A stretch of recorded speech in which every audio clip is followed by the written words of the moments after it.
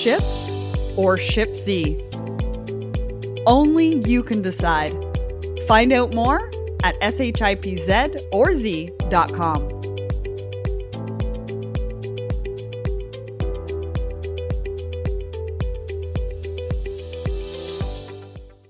Hi, everyone. This is Irina bringing you this week's Supply Chain Minute. So we haven't seen each other in a while, and there's been a lot of things in development in global and local supply chains. I know that this is the holiday season, and it's actually one of my favorite seasons for supply chain, period, because just so much planning goes into it, and there's a lot of coordination, from forecasting with retailers and brick and mortar stores to also just making sure that you have the right negotiations and the right forecasting with the right carriers, and just make sure that all of that smooth, process happens around the holidays. But this year, the situation is obviously more exacerbated by the fact that a lot of us are shopping online rather than the general foot traffic we expect to see in brick and mortars this time of year. And of course, this is something we discussed in previous Supply Chain Minute episodes, that UPS and FedEx very early on put limits on the number of packages that they were committing to pick up from retailers.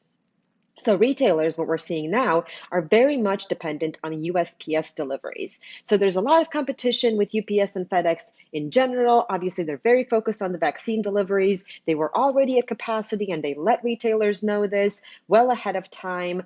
We did have some regional opportunities, but that capacity sold out early on as well. And now there's a lot of pressure on USPS. And yesterday happened to be the last day to ship anything ground for it to actually arrive before Christmas. USPS this year is even doing deliveries on Christmas Day, so kudos to them and thank you for that.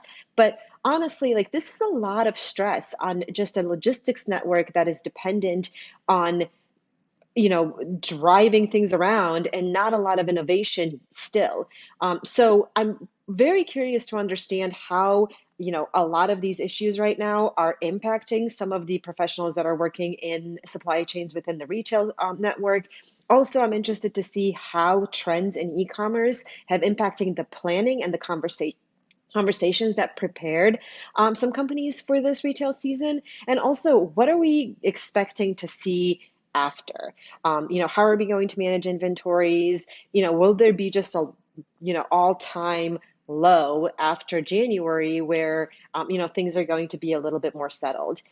So I am curious to see how everybody's dealing with this and, what your thoughts are about the general challenges. Talk to you guys soon. Thanks.